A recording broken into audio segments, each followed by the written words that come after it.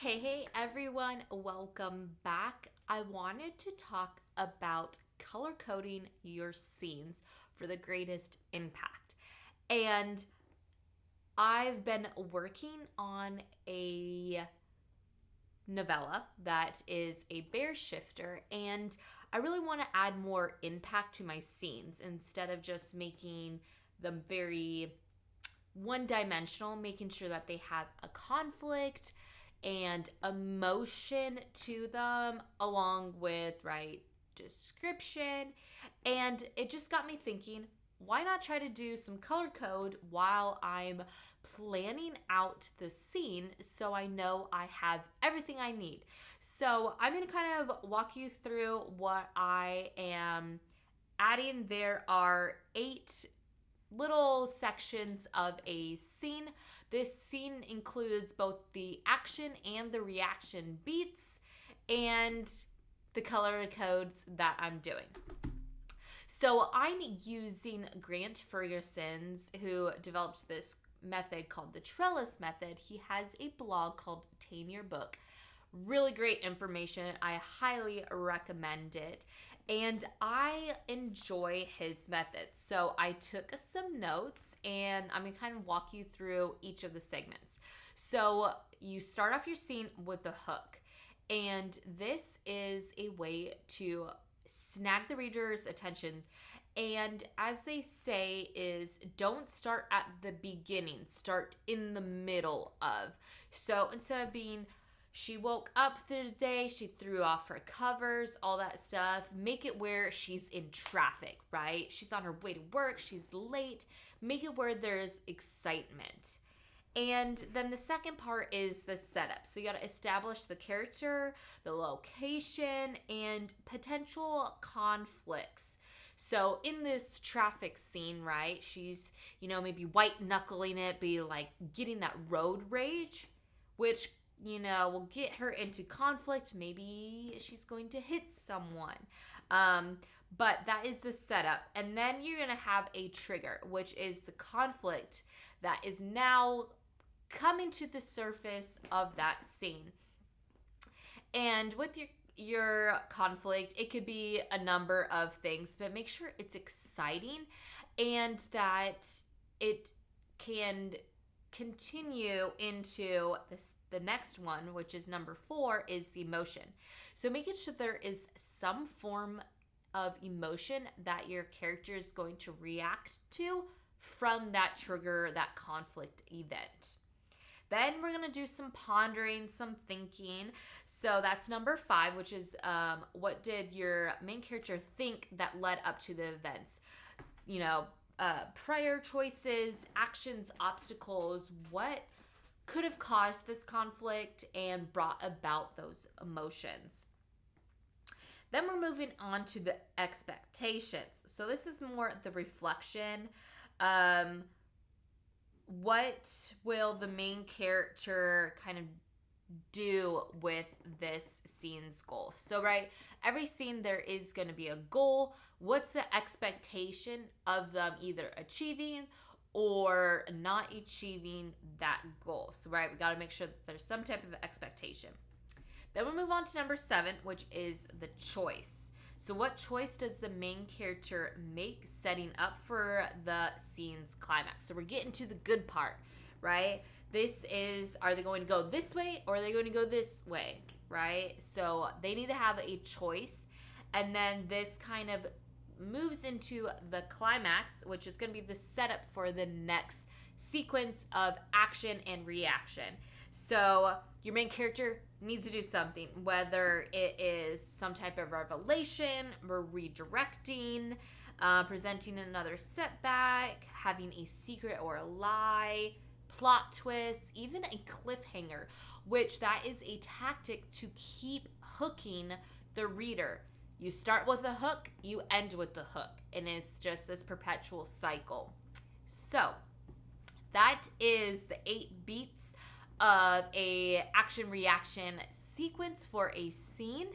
And what I am doing is mapping out, I don't know if you could kind of clearly see this, but there are an arrangement of colors. So this is a male female alternating point of view based on the scene. So it's not every other. So there might be 2 of Sophia and 3 of Dylan. It just goes with how the story flows. But I did all these color coding, and it really helps to make sure, yes, I have every aspect of this beats for my sequence. So like the first one is she hears giggling. So that is going to be green, which is my hook. So I am hooking the reader into with this giggling.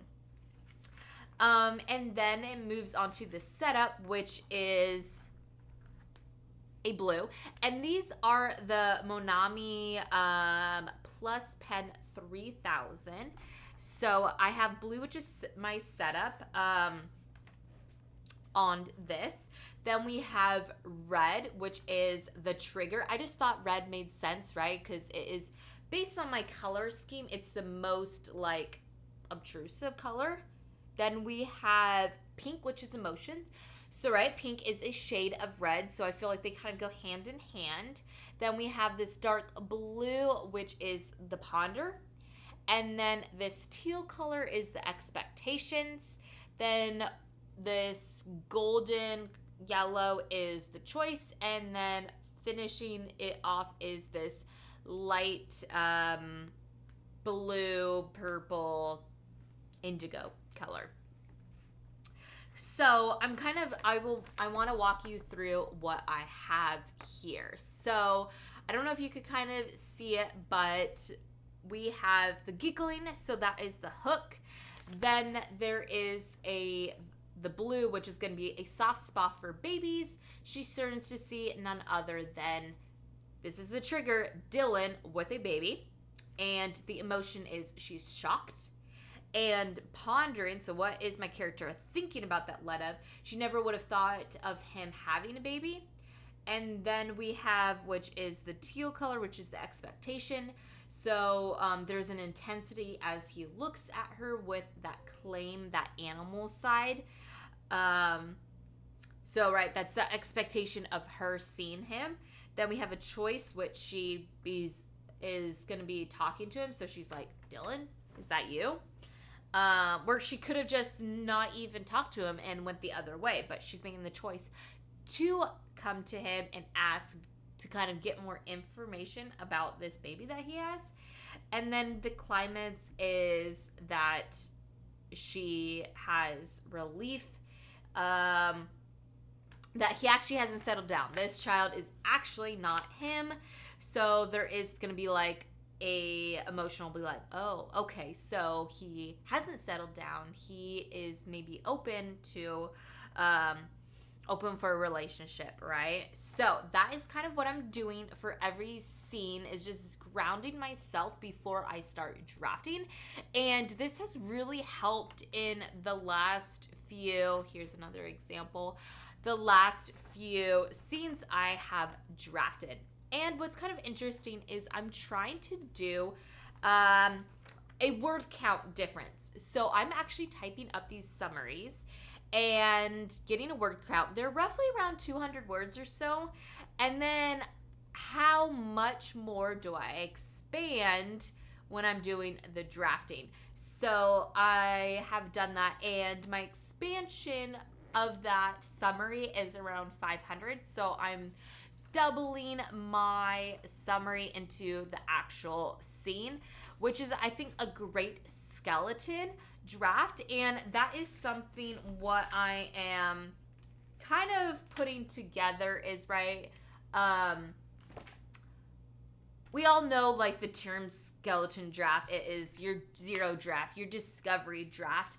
And I'm kind of like breaking it down because I think this really helps put into perspective. Is you have your skeleton draft, which is going to be like your story structure, your major plot points, and then we're going to add in that muscle, which is going to be like additional beats on that skeleton. So whether it is a fantasy, a romance, a thriller, mystery, there is beats that you should include into those stories based on reader expectation. So those are your muscles that you are building onto your body. And then we have the organs, which is going to be the internal character arc, what makes the story living, right? If you're thinking of a body, we need organs to live, and so that is the internal character arc. So I thought that it made more sense. And then we are putting on the skin, which is the final details to complete this story. So smoothing out the skeleton to make it into a body, and this puts us into like, we're ready for the editor. So with this kind of thinking is we have our 0 draft, and then we have our muscles, our organs, and our skin. So really this story should take me 4 drafts, right? 4 times of going through the story. So right now I'm on my skeleton draft, so I'm just getting those plot points in. And so that is okay if my scene is only 200 to 500 words, because this is the skeleton, and then once I add the muscles, so adding more to it, then adding the organs, and then polishing it off and completing my story body.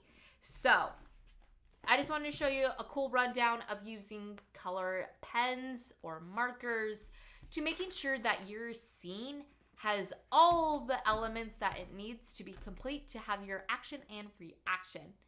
So if you like this type of video, leave it down in the comments, and until next time, have a good one. Bye.